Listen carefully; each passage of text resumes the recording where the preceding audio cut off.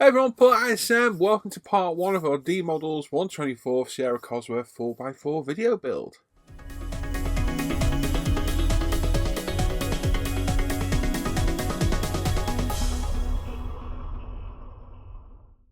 So as you might notice, I reviewed this kit, what was it, about a week, 2 weeks ago, or even that. Very kindly sent to me by Carlos at D-Models. Had a review of it. Kit looks fantastic through the review, and as I said in the review, there's only one way to find out if it's any good, and that is to build it. So we're going to start today with part 1 of the build. So we're going to get the bodywork prepped, cleaned up, primed, painted, decaled, and clear coated in this video. Now there's a lot to get through, a lot of decals, some quite tricky ones as well. Thankfully the decals turn out to be really, really good. But we're going to skip through some of the painting process. You've seen me do that before. You don't need to see me do that all the time. And if you do want to see more in-depth techniques, go look at the other techniques videos. I've got the Subaru and the BMW. And this is going to be moving forward now on all these plastic model kits. So we're not going to hang around and show all the ins and outs. I'm going to assume you guys know how to paint. I'll show a little bit of it, but we'll get to the main interest of the build and keep the videos a bit shorter as well. That's my goal going forward. Like I say, if you want to see more in-depth techniques, there's a Subaru build series and there's the BMW one that's literally just gone up as well. You can go back and refer to those if you want. Any questions or comments, pop them down below, and let's get on with the build. So there's a lot of parts for this kit. This is a packed box full of plastic. The review revealed that I did a few days ago. Fantastic kit. Looks really good on first viewing. But obviously the proof in the pudding is assembly. Like you see, lots of sprues. So I like to use my organisers here for storing the sprues. So we'll get some of the parts in there and get the box out of the way.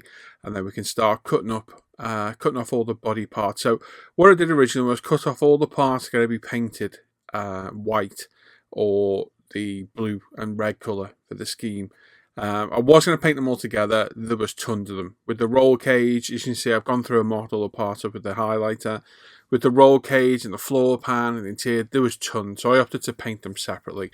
But I've gone through the instructions with the highlighter and I've marked everything that's going to need painting in white. I did opt to go with the headlight pod at first, changed my mind. Glad I did because I think I prefer the look of it without it. Quick look over the car. I can only see one obvious seam line, and it's on the boot lid, the trunk, if you're not from the UK. What I will say is, have a look around. Wherever you remove seam line wise, give it a coat of primer, and I'm almost guarantee more will appear. There's some hidden seams on this that you can't see until you get a coat of paint on it. So this was the only one I could really see with my eye. So I removed this with a UMP 240 sander and then the buffer to smooth it off, and then prepped it all for primer. As soon as I got a base coat of primer down, I could see there was more and had to remedy it as needed. So it is a very clean body with all the bumpers being slide molded separately. There's no seam lines on the bumpers really either, but like I say, clean everything up. We're going to use our sprue cutters to get rid of all the sprue points, UMP thinny sticks, sponges and what have you to clean all the parts up. Simple standard procedure. It's a very, very clean, simple kit to build up. Very reminiscent of my BMAX M330, my favourite kit. It builds up very similar. The bumpers fit absolutely beautiful. They friction fit on and hold themselves on. Beautiful fitment there, so no issues leaving those off. Now I did speak to Carlos at D-Models and he did say you can glue the rear bumper on if you want. Front one needs to stay off. I opted to leave them both off because they were being painted blue. Side skirts need to stay off. They're being painted blue as well as the bottom half of that door. So make it easier for us to paint. I'm just going to go around, clean everything up, get it all ready and prep for primer, and then we can get a coat of Tamiya white fine surface primer down. Rear bumper fits just like the front. 2 locating points at the back, 2 little lips at the sides that just clip over. Fit is absolutely perfect. Top marks here. Well done to D-Models for this. Yeah, this is how they should all be fitted. And that way you know when you glue them in place later, they're not going to have any gaps or issues fitting. Spoiler, again, nice easy clean up. Again, this is going to be painted in red. I do have the fire scale colour match paint set, and it is colour match as you'll see in a bit. So we'll clean that up. So we've got lots of parts to paint separately, which is why I opted to leave all the interior, the roll cage and what have you, and paint that separately later down the line. So we've got a 3000 Tamiya sponge. We're going to clean up all the body with the sponge, key it all, ready for primer. So we're just going around and very, very lightly sanding everywhere. Anywhere where primer will touch, we are keying the plastic so we end up with a nice, even surface. Removes any blemishes or anything that shouldn't be there, any nasties, and it will also put microporous scratches in the surface and make our primer stick a lot better as well. So just go around, bit of careful sanding. We don't remove any details, so don't go crazy, but we do want to ensure we get it all keyed. It's an important step, this. A lot of people don't agree with this with lacquer paints, but if full-size body shops do it, it's good enough for me. Same as on the bumpers, the side skirts as well. We've got all those prepped and ready to go too. So nice, easy. I do like these Tamiya 3000 grit sanders. They are nice for this. A couple of pieces of PE for the roof. We've got 2 roof vents. Now, as somebody did say, on the box it shows these depicted open. With the PE, they can't be opened. So, yes, it is what it is. They're there, they're included. So at least we can cut them off and get them in place. So cut off with the Zora PE shears, cleaned up with the Tamiya PE diamond file. Let's get them all nice and clean. And then nicely on the kit, there's some locating points. Very, very fine lines on the roof to show exactly where these need to go. So we need to give them ever such a slight roll to get a little bit of curvature to follow the line of the roof. So on a UMP sponge sander with a metal spatula, we can roll the shape. And then with a few dabs of CA glue, we can pop them in place, line them up with those lines, pop it down, get it all lined up before you commit to fully pushing it home. If you use a slow drying super glue, you will get a bit of work in time. And then once you're happy, give it a good press down. And there we go. Get any excess super glue on the photo etch, you can wipe it off with acetone. Don't put acetone on the plastic though, because it will melt it.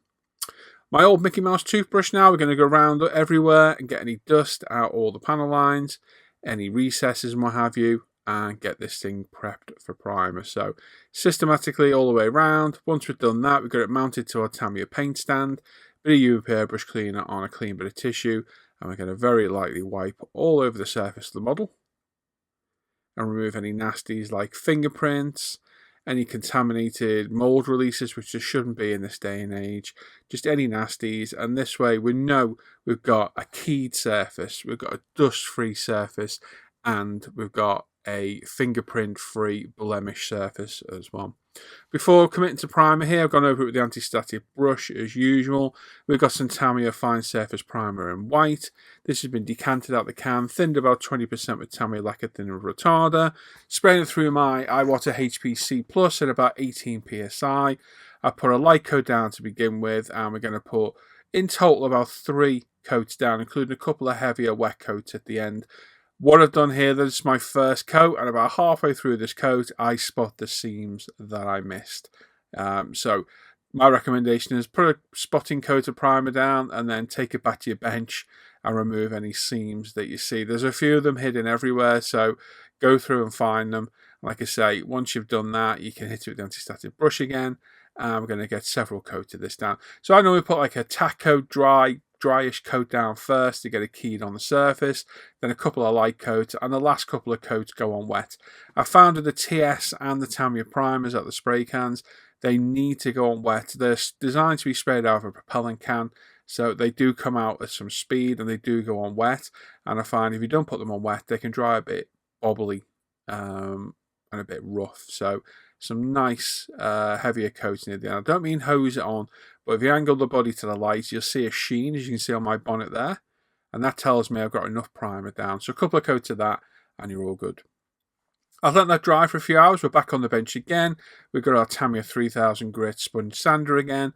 And we're going to go round and we're going to key all the primer this time. So the primer's nicely dried. We've got a nice coating, a surface primer. What we're going to do now is lightly go all over it and sand it back. That way, we get rid of any high spots, any dust spots, any contaminants that are on there, and we end up with a super smooth finish ready for our paint. Trust me, if you think it was smooth beforehand, try it afterwards. It's even smoother. And again, just be careful of any raised detail because you'll burn through the paint in a heartbeat. Careful on the bumpers and that as well. Lots of raised edges and surface, so it is very easy to burn through. You don't want to go through because you'll have to reprime. So as you can see, I've got barely any pressure. I don't use these wet at this stage because I don't want to get water in any recesses of the model. Now, Carlos very kindly sent me the fire scale paint set as well. So we've got the white, the red, and the blue to colour match it. So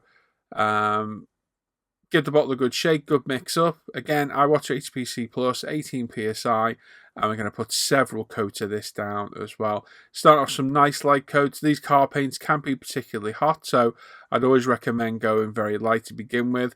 We're about 3 coats in here. I kind of skip forward a bit. You've seen me paint many times. You don't need to see me watch me paint coat and coat of this paint on there. But just build it up nice and slow. Don't be in too much of a rush.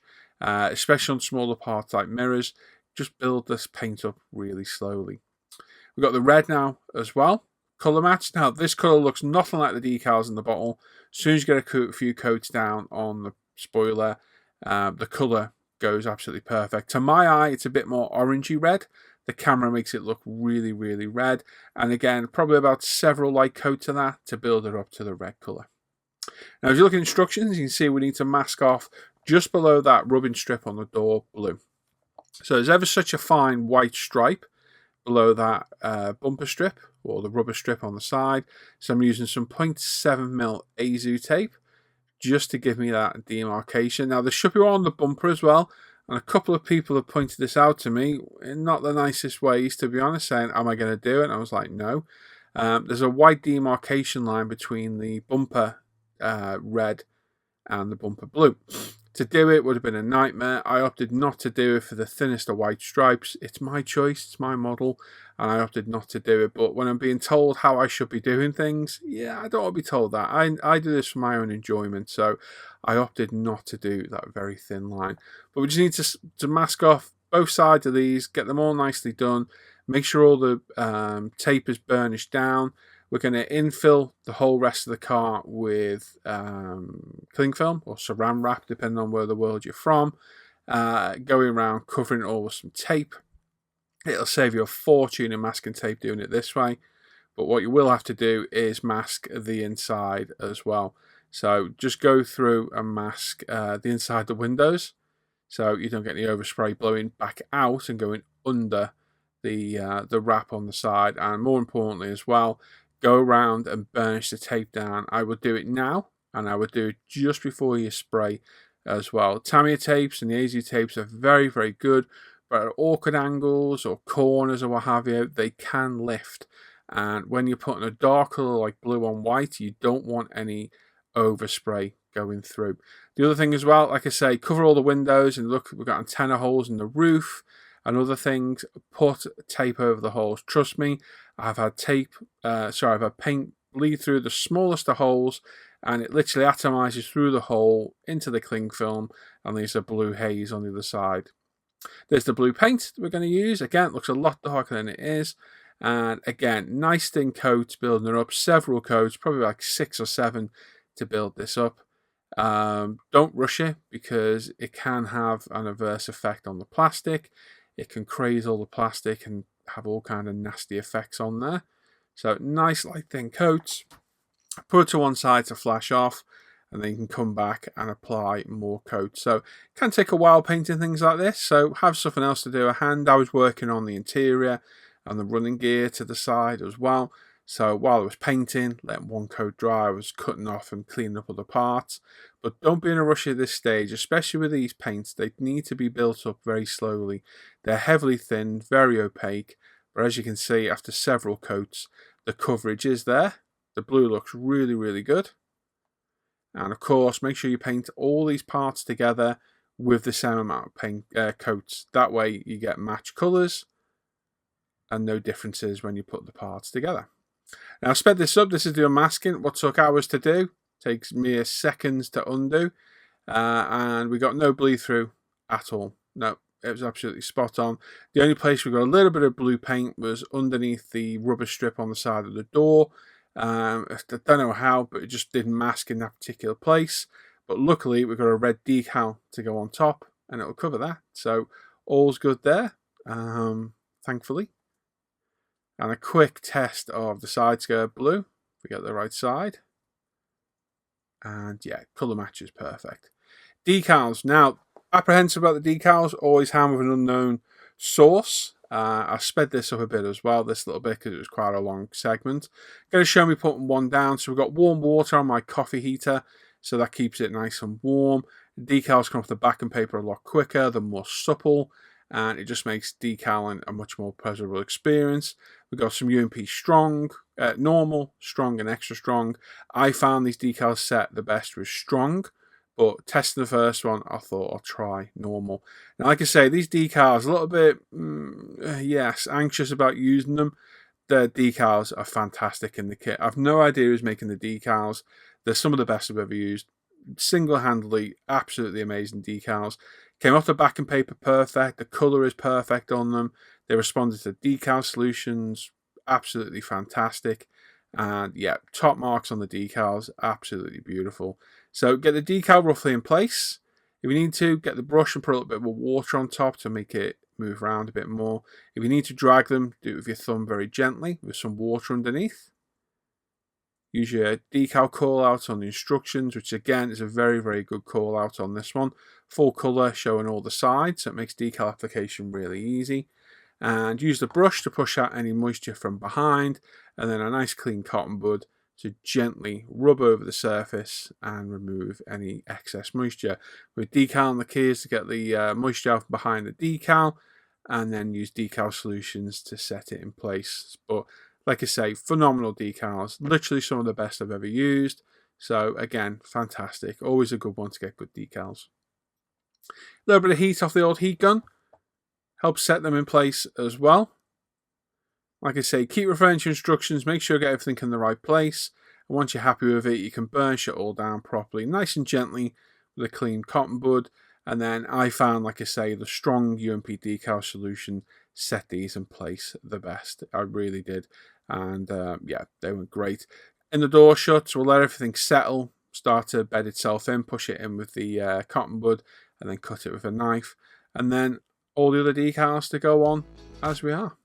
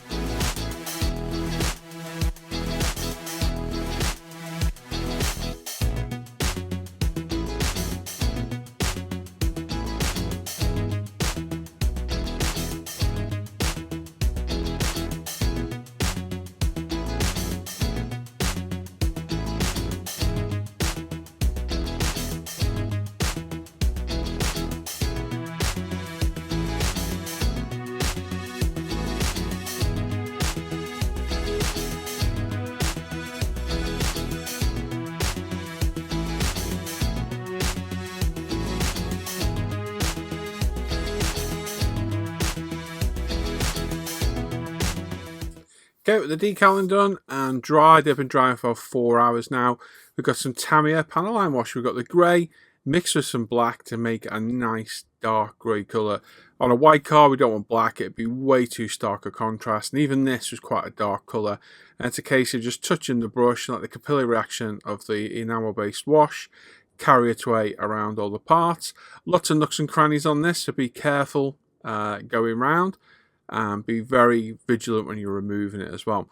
Now, one thing I did notice, and it became a little bit of a sticking point somewhere. Somebody had a bit of a, not a pop at me, but somebody wasn't very impressed apparently. I found when removing the enamel-based wash using Sansador, which I've used on over 130 cars now to remove the oil-based paint off lacquer-based, oil-based wash, sorry, enamel-based wash from lacquer-based paints. I had a bit of a reaction, as in I could see paint coming off onto the cotton bud. A bit of the white was doing it. When I went to the blue, it was doing it in droves. It was really reacting bad with the blue. So much so, as you can see on the bottom of the front bumper, it actually took the paint off fully. I've never had that before. I can't explain it, so I'm not sure what's going on there. So what I did was I masked off right up to that grill line on the blue bumper and just sprayed it blue, dusted it back in, and it was all good. So if you are using enamel-based washes, be careful. Let me know if you've had any issues at all with the fire scale paints, because other people have showed me they haven't, but I can only go on my own findings. Right, that's been drying now for 3 days almost now. To get that reaction with the enamel wash, I thought I'd best leave this and make sure that paint's fully cured. So we're in the spray booth, it's all been cleaned out, we've got my booth on, the respirators on, hands double gloved, etc, etc. And we're going to mix the 2K clear coat. So we're going 4ml of Gravity Spain 2K clear, 1.3ml of hardener, mix that together to get the chemical reaction going. And then we're going to mix 1.3ml of thinner and mix that together and get the chemical reaction going. Make sure you use a fresh pipette between each one. Don't contaminate the bottles with each of the substances. If you want to see a really good video on 2King, I have one for my patrons. It's 25 minutes long and it is just on 2King. It's real time from start to finish with everything you need to know about 2K, the safety aspect, everything to be careful of, and all my tips and tricks. I'm going to speed through this one because you've seen me do this dozens of times. I can't explain it in every single video what I do because we'll be here all day. But if you'd like to see an in-depth 2K tutorial, it's on my Patreon. There's details are done on my Patreon down below, and there's lots of perks becoming a patron. There's video exclusive builds, how-to videos, a Patreon supporter chat group where you can join us, over 50 of us in a Facebook Messenger group chat, have a chat and what have you, and other perks as well as monthly live streams. You can vote on things. Lots of perks. So if you'd like to see that, you can click down below and see that. First of all, we go with our tack coat. I'll just show a bit of the tack coat really quickly. All this is a very fine clear coat to go down first. Protects the decals while getting them absolutely covered in clear coat beforehand. That's on let off gas for 10 minutes and we come back and we can put our first wet coat down. So I'm going to speed this up as we go through. Play some music and I will chat to you as and when I need to.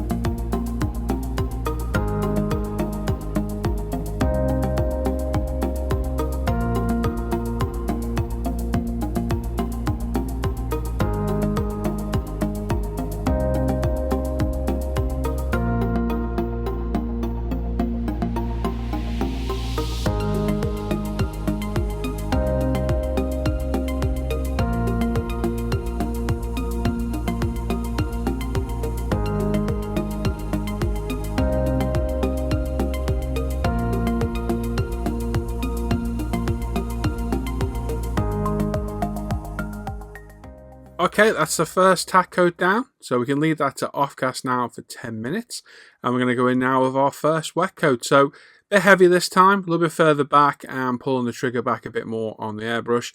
We want to get a decent amount of clear down, but we're not trying to get our gloss coat now, we're just trying to get a nice coat of clear down. So you'll see it go down substantially more. We're going to do one pass, making sure we're getting all those little nooks and crannies around the headlights and what have you, and just give it a nice even gloss coat all around. Now, as you'll see to the left, I have my box there, my vented box. All the parts are going back in there between coats. That way we keep them as dust free as we possibly can.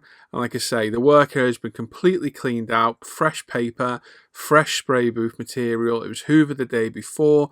If you're going to start moving things around, changing tissues or filters, do it in advance of your 2K and you're limiting the amount of dust in the air then. Trust me, been there and done it. Don't do it after or just after you've done all this, because you'll end up with dust everywhere.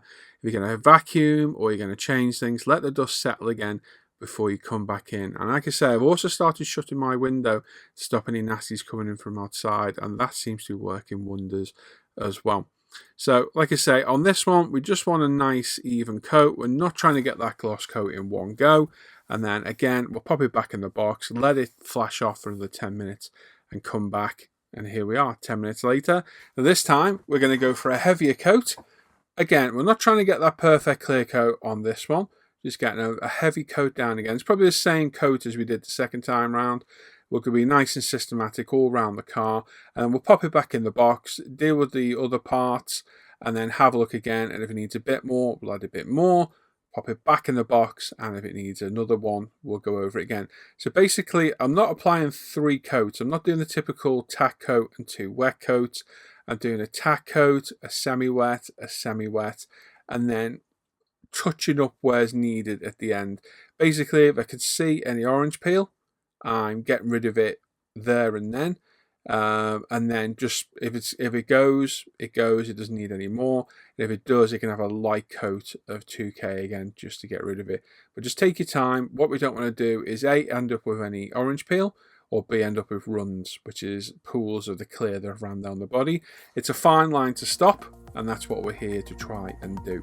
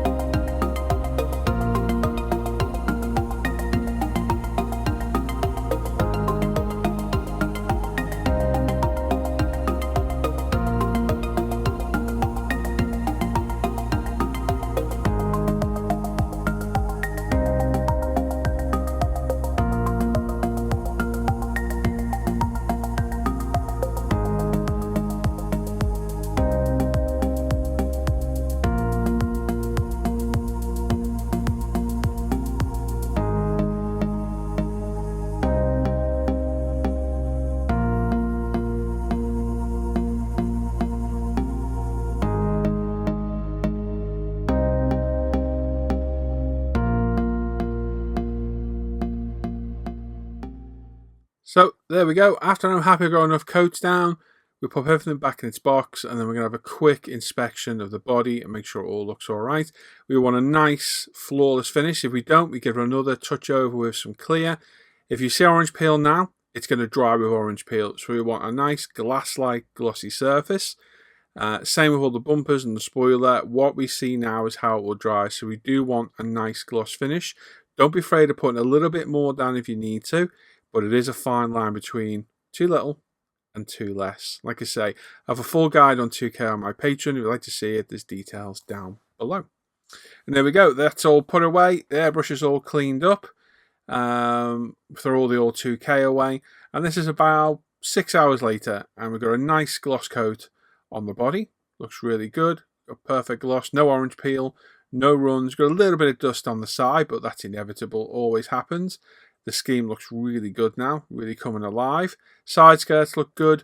And a lot of people complain about 2K being too thick. I'd rather have too much now, because I know I can flat it back with the 3M Tri-Zip pads and polish it up and it'll look a lot thinner. So yes, it does look a bit thick at the moment, but we can flat all that back and get it much more realistic looking. This will now be left for 5 days, and we'll come back and flat it and polish it, and in the meantime we'll work on the rest of the car. There we go, part 1 all done and dusted. It's a fantastic kit so far. I'm a bit further ahead than you guys have seen here. I've got most of the interior and the running gear all painted and ready to assemble, so a little bit further ahead. Obviously we've got to assemble all those bits and see all the fit together, but it's looking very promising so far. It's a very positive start for a new company.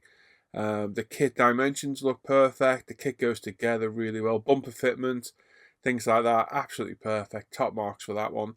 Decals, some of the best I've ever used. Really, really good. Everything about the kit so far is a positive. The only negative gripe I've got is the paints. I'm just not sure what to think of those fire scale paints. They laid down okay. The colour match was good.